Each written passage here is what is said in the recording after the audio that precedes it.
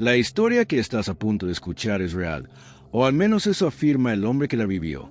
Y aunque algunos quieran creer que se trata de una alucinación provocada por el miedo o el aislamiento, después de escuchar lo que pasó, tú mismo decidirás si fue imaginación o si algo realmente inhumano habita en los rincones más oscuros de nuestros bosques. Todo comenzó en un viaje de pesca en las profundidades del bosque. Él había decidido ir solo, buscando un poco de paz, de silencio, y tal vez ese pez legendario del que tanto hablaban los locales. Estaba preparado, mochila, caña, carnada y su arma, por si algún animal salvaje se cruzaba en su camino. Pero lo que nunca imaginó fue que, entre los árboles, lo esperaría algo que no era ni humano, ni completamente animal. En su tercer día, ya había avanzado más profundo de lo que había planeado. El sol caía entre las ramas, proyectando sombras largas y ondulantes que parecían moverse por sí solas. Estaba sentado a la orilla de un pequeño lago, en completo silencio. El aire olía a musgo húmedo y madera vieja. Fue entonces cuando escuchó algo, un crujido. Algo pisó una rama detrás de él. Giró con rapidez, con el corazón palpitando. No vio nada, solo árboles, maleza y el eco del crujido aún resonando en su cabeza. Intentó convencerse de que era un venado o algún zorro curioso. Pero entonces lo sintió. Esa sensación escalofriante que te hace saber que está siendo observado. Con el pulso acelerado, tomó su arma. Estaba a punto de apuntar hacia la espesura, pero entonces se dio cuenta. Estaba vacía. En su prisa por alcanzar un pez que acababa de morder el anzuelo, había olvidado cargarla. Su estómago se retorció y el miedo lo inundó como una ola helada. Miró de nuevo hacia el bosque. Y ahí estaban, dos ojos, brillantes, fijos, observándolo entre las sombras. Pero en cuestión de segundos, desaparecieron. El hombre guardó todo a toda prisa. Sabía que tenía que salir de ahí. Caminaba lo más rápido posible, sin correr, pero con el corazón a punto de explotar. El silencio del bosque era antinatural. No se escuchaban pájaros, ni insectos, nada. Solo el sonido de sus pasos sobre la hojarasca. Entonces, un estruendo. A su izquierda, algo enorme se estrelló contra los árboles. Era como si una montaña hubiera caído. No lo pensó dos veces. Tiró su equipo de pesca y corrió. Corría como nunca antes. Y tras de él, se escuchaban pasos, pesados, brutales, como si algo gigantesco lo estuviera persiguiendo. Entre jadeos, escuchaba un gruñido, como el de un perro rabioso, acercándose. Por fin, a lo lejos, vio la represa. Era estrecha, apenas 80 centímetros de ancho, con una cerca de 2 metros de altura a los lados. Supo que si lograba cruzarla, estaría a salvo. Ninguna criatura tan grande podría pasar por ahí. Corrió con todas sus fuerzas. Faltaban solo unos 30 metros. Saltó al sendero que llevaba a la represa y, por reflejo, miró atrás, y lo que vio lo dejó marcado de por vida. Una criatura enorme, casi de 2 metros de altura, cubierta de un pelaje oscuro y enmarañado, con brazos desproporcionadamente largos, estirándose hacia el entre las cercas. Su rostro parecía el de un lobo, pero había algo humano en su expresión. Sus ojos estaban llenos de odio, de hambre. Su hocico estaba cubierto de sangre y pedazos de carne colgaban de sus colmillos. Gritó tan fuerte como pudo, pidiendo ayuda, pero el bosque solo le respondió con eco. La criatura soltó un gruñido gutural, le lanzó una última mirada y luego desapareció entre los árboles, como si se deslizara entre las sombras. El hombre pasó la noche ahí, en ese pequeño camino de concreto junto a la represa, temblando, rezando a Jesús para que esa cosa no volviera. Cuando por fin amaneció, unos guardabosques lo encontraron. Le preguntaron qué había pasado, porque estaba ahí. Intentó explicarles, pero al ver la expresión de incredulidad en sus rostros, se calló. No quería parecer un loco. Regresó al campamento en silencio. Empacó sus cosas y no volvió a mencionar lo sucedido. Su esposa le preguntó una y otra vez qué había ocurrido, pero él no pudo contarle. Y si ella le creía, nunca volvería a pisar un bosque, nunca se sentiría segura. Pasaron los días y comenzó a investigar. Encontró historias, mitos, relatos similares, y un nombre que se repetía entre los foros y los testimonios: el hombre perro, también conocido como Dogman. Una criatura legendaria que habita en los bosques más remotos de América, especialmente en zonas del norte como Michigan, pero que, según algunos informes, ha sido vista también en partes de México y Centroamérica. El hombre no volvió a pescar, no volvió a adentrarse en ningún bosque, pero cada vez que escucha un crujido entre los árboles, siente que esos ojos vuelven a observarlo. Y por eso te dice, si alguna vez estás en medio del bosque, presta atención, no estás solo. Y si ves ojos brillantes entre las sombras, corre, porque Él es real. Esta es la historia de una promesa y una traición, de un amor prohibido que cruzó los límites de lo natural y de un castigo que aún resuena en la profundidad de la tierra. Se dice que hay lugares en México donde la tierra aún llora por lo que allí ocurrió, y donde, si prestas atención, puedes escuchar la voz de una mujer enterrada viva. Esta historia no es un simple relato, es una advertencia. Todo comenzó en un pequeño pueblo en las faldas de la Sierra Madre. Allí, la vida era tranquila. Las personas se conocían por nombre, las puertas se dejaban sin seguro, y las historias se contaban a calor de fogón. Pero, como en todos los pueblos viejos, había secretos, y uno de ellos estaba enterrado justo detrás de la vieja capilla abandonada, donde nadie se atrevía a pisar desde hacía décadas. La protagonista de esta historia se llamaba Soledad, una joven hermosa, con cabellos negros como la noche y una mirada que hipnotizaba. Todos en el pueblo hablaban de ella. Algunos decían que tenía sangre gitana, otros que su madre había sido bruja. Pero nadie podía negar su belleza, ni su soledad. Soledad vivía aislada, cuidando de su padre enfermo. Nunca iba a fiestas, nunca iba a misa, y eso alimentaba aún más los rumores. Pero entonces llegó él, un joven forastero que vino a trabajar en la restauración de una vieja hacienda. Su nombre era Julián, educado, amable, con un encanto que rápidamente ganó el corazón de todos, y el de Soledad. Se veían a escondidas, en el bosque, entre árboles torcidos por el tiempo y los susurros del viento. Se amaban con locura, con urgencia, como si supieran que su historia estaba destinada a terminar mal. Julián le prometió que volvería. Le juró ante la cruz del viejo cementerio que, cuando terminara su trabajo, regresaría por ella y la llevaría lejos, a una ciudad donde nadie los juzgaría. Soledad le creyó. Cada noche dormía abrazada a esa promesa. Pero los días pasaron, y luego las semanas, y Julián nunca volvió. No hubo cartas, no hubo mensajes, solo silencio. La gente comenzó a hablar. Algunos decían que él solo jugó con ella, otros que lo habían visto salir del pueblo con otra mujer. Soledad se hundió en una tristeza profunda. Dejó de comer, dejó de hablar. Caminaba por las calles como un fantasma, con la mirada perdida y los pies descalzos. Y entonces, una noche, desapareció. La buscaron por todo el pueblo, pero no encontraron ni una pista, hasta que un niño, jugando cerca de la capilla abandonada, dijo haber escuchado golpes desde debajo de la tierra. Fueron hasta allí, y lo que encontraron fue una tumba reciente, sin nombre. Al desenterrarla, encontraron el cuerpo de Soledad. Sus uñas estaban rotas, ensangrentadas.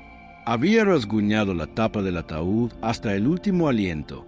La enterraron de nuevo, esta vez en el cementerio del pueblo, con un rosario entre las manos. Pero desde aquella noche comenzaron a escucharse cosas extrañas. Lamentos, risas suaves, gritos ahogados. Algunos decían que era el viento, pero otros sabían la verdad. Soledad no había muerto cuando fue enterrada. Los años pasaron, pero la historia no fue olvidada. Al contrario, creció. Algunos dicen que, si caminas por la capilla a medianoche, puedes verla, que aparece entre los árboles, con un vestido blanco cubierto de tierra, sus ojos enrojecidos, buscando a Julián. Dicen que si la miras, ella se acercará a ti, que te suplicará que la ayudes, que la saques de su tumba, pero si lo haces, no volverás a despertar. Otros aseguran que ella no busca venganza, que solo quiere cumplir la promesa, que aún espera, como la muchacha enamorada que fue, esperando a que él vuelva por ella. Pero el tiempo la ha cambiado, la ha llenado de rabia, de oscuridad, de sed. Ya no es una joven triste, es un espíritu sepultado en dolor.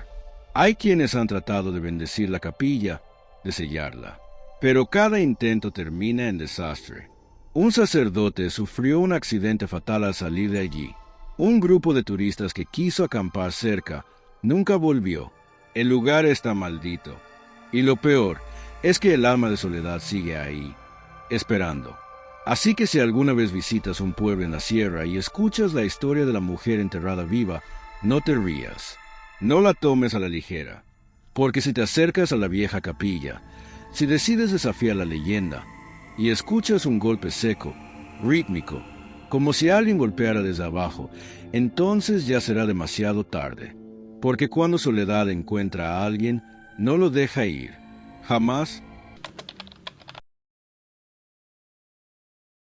En lo más profundo del desierto de Sonora, donde el sol quema la tierra y la soledad lo envuelve todo, existe un tramo de carretera que los lugareños evitan a toda costa después de que cae la noche. La llama la Ruta del Silencio. No aparece en los mapas modernos, y los GPS simplemente dejan de funcionar cuando te acercas. Pero quienes han tenido la mala suerte de transitar por allí, saben que hay algo que no pertenece a este mundo. Esta es la historia de uno de esos encuentros. Una historia que, si no se hubiera contado en voz baja en los pueblos cercanos, nadie creería. Todo comenzó con una mujer llamada Camila, una fotógrafa freelance de la Ciudad de México que se aventuró al norte en busca de paisajes desérticos para un proyecto personal. Era una mujer escéptica, racional, de esas que no creen en lo sobrenatural. Para ella, las leyendas eran solo eso, cuentos para asustar a los niños. Rentó un coche, cargó su cámara y partió sin imaginar que su escepticismo sería puesto a prueba de la peor manera. La advertencia llegó tarde. En una tienda de víveres, un anciano le dijo que evitara tomar la Ruta del Silencio al anochecer. Camila sonrió, agradecida, pero no le hizo caso. La carretera le parecía perfecta para obtener tomas únicas del atardecer en el desierto. Así que ignoró las advertencias, encendió su coche y se adentró en la ruta maldita, justo cuando el sol comenzaba a esconderse tras el horizonte.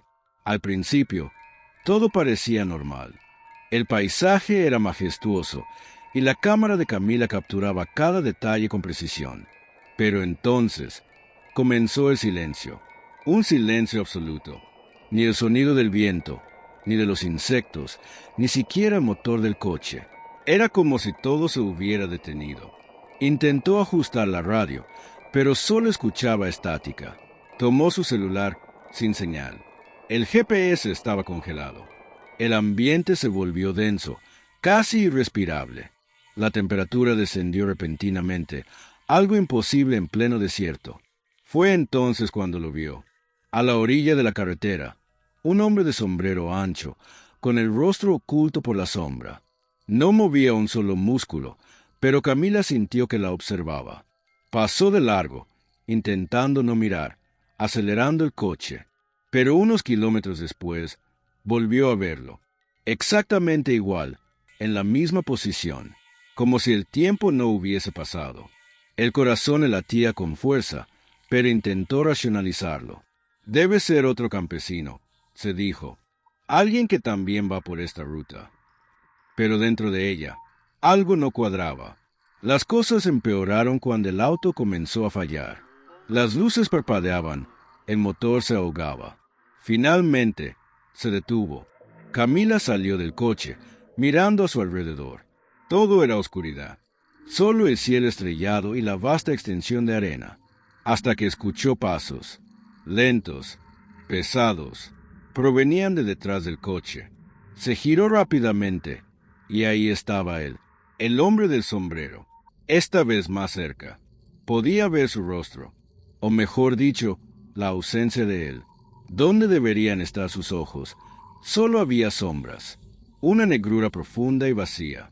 Camila intentó gritar, pero su voz no salía. Corrió de vuelta al coche, encerrándose, temblando. El hombre se detuvo frente a Capó. No se movía, solo la miraba, y entonces desapareció, como si nunca hubiese estado ahí. El coche encendió de nuevo sin que ella hiciera nada. Las luces se estabilizaron. El GPS volvió a funcionar. Sin pensarlo, pisó el acelerador y no se detuvo hasta que vio luces de civilización. Al día siguiente, en un hostal cercano, Camila contó lo sucedido. Una anciana la escuchó en silencio, y al terminar le mostró una foto en blanco y negro. Era del año 1972. En ella, un hombre con sombrero, parado junto a un coche en la misma ruta. Camila se congeló. Era él. La anciana explicó que era su esposo, un trailero que murió en ese tramo, cuando su camión volcó en circunstancias extrañas. Desde entonces, su espíritu quedó atrapado allí, condenando a quienes atrevían a ignorar las advertencias. Desde ese día, Camila jamás volvió al desierto. La serie de fotos que tomó esa tarde fue publicada en una exposición llamada El Silencio Habla. Pero nunca reveló la imagen que más le marcó, una fotografía en la que, al fondo, casi invisible, se ve la silueta del hombre del sombrero, mirándola fijamente. Así que si algún día te encuentras en el norte de México, conduciendo por carreteras solitarias, y alguien te menciona la ruta del silencio, escucha, no cuestiones. No desafíes, porque hay caminos que no deben recorrerse, y presencias que no deben ser despertadas. En un pequeño pueblo montañoso de Chiapas, rodeado por neblina espesa y selvas impenetrables, existe una antigua leyenda que pocos se atreven a contar. Se dice que entre las montañas vive una criatura ancestral, más antigua que cualquier dios conocido, que se alimenta no de carne, sino de recuerdos y voluntad. La llaman la mujer de la piedra, y su historia está escrita en los susurros del bosque, en las grietas de las rocas y en los ojos vacíos de quienes alguna vez regresaron después de verla. Este es el último testimonio documentado, contado por el único sobreviviente de un grupo de 4 jóvenes que desaparecieron durante una expedición universitaria en 2018. El grupo estaba conformado por estudiantes de antropología de la UNAM enviados a documentar rituales indígenas en comunidades aisladas. Entre ellos iba Daniel, quien más tarde narraría los hechos con un tono apagado, como si cada palabra le costara una parte de su alma. El equipo llegó al pueblo de San Nicolás de Japa, un lugar casi fantasmal, con no más de 30 habitantes, todos ancianos, todos en silencio, ningún niño, ningún animal, apenas un eco de vida entre casas de madera que crujían con el viento. Al llegar, fueron recibidos por un curandero de rostro curtido y ojos grises, quien les advirtió que no se alejaran del sendero al sur del pueblo. Ahí vive ella, les dijo, y no le gusta ser recordada. Pero como suele pasar con quienes se creen por encima de las leyendas, los jóvenes ignoraron la advertencia. Una noche, siguiendo indicios de un antiguo altar tallado en piedra, se adentraron en la montaña, guiados solo por la linterna de sus celulares. El aire se volvió denso, cargado de un aroma metálico, y el bosque dejó de sonar. Ni un solo insecto, ni una rama moviéndose. Solo silencio. Encontraron la piedra. Era gigantesca, agrietada, cubierta de símbolos extraños que ninguno de ellos pudo identificar. Frente a ella, una figura femenina parecía tallada en la roca, pero no era escultura. Respiraba. Su piel era gris como el granito, sus ojos cerrados, y su cabello caía como raíces podridas sobre sus hombros. Los estudiantes pensaron que era parte del altar, una obra ceremonial. Comenzaron a tomar fotos, pero cuando el flash iluminó por tercera vez, la figura abrió los ojos. Daniel recuerda haber escuchado un zumbido, como miles de voces susurrando a la vez. Luego, uno por uno, Sus compañeros comenzaron a caer de rodillas. Sus rostros se volvían vacíos, sin expresión, como si les estuvieran drenando algo desde dentro. No gritaban, no huían, solo se quedaban quietos, mirando la figura. Daniel intentó moverse, pero su cuerpo no respondía. Entonces, la criatura habló, sin mover los labios. Su voz se metió en su mente. ¿Quieres olvidar? Yo puedo hacerlo. Las siguientes horas se desvanecieron en su memoria. Lo siguiente que recuerda es despertar en la entrada del pueblo, con la ropa desgarrada, sin su cámara, sin su mochila y completamente solo. Nadie volvió con él. Lo llevaron al hospital y durante semanas no pudo articular una oración coherente. Cuando por fin logró hablar, dijo que no recordaba los nombres de sus amigos, ni por qué estaban allí. Solo recordaba esos ojos de piedra y la voz que aún retumbaba en su cabeza. Años después, Daniel vive en la Ciudad de México, aislado, con una pared entera cubierta de dibujos obsesivos. Todos muestran la misma figura. Una mujer con ojos sin pupilas, rodeada de raíces y símbolos extraños. A veces, despierta gritando en lenguas que no reconoce. Los psiquiatras lo tratan como un caso de psicosis traumática, pero los ancianos de San Nicolás de Japa dicen otra cosa. Dicen que Daniel fue marcado, que no escapó, solo fue dejado en libertad, para que otros escuchen su historia, para que la leyenda no muera. Porque si nadie la recuerda, ella vendrá a buscarte para que la recuerdes. Así que si alguna vez viajas por Chiapas y escuchas de un pueblo donde ya no nacen niños, donde los animales han huido y las casas parecen suspendidas en el tiempo, sigue tu camino. No preguntes, no explores. Y si ves una figura femenina tallada en piedra, no la mires a los ojos, porque una vez que lo haces, ya no puedes mirar otra cosa.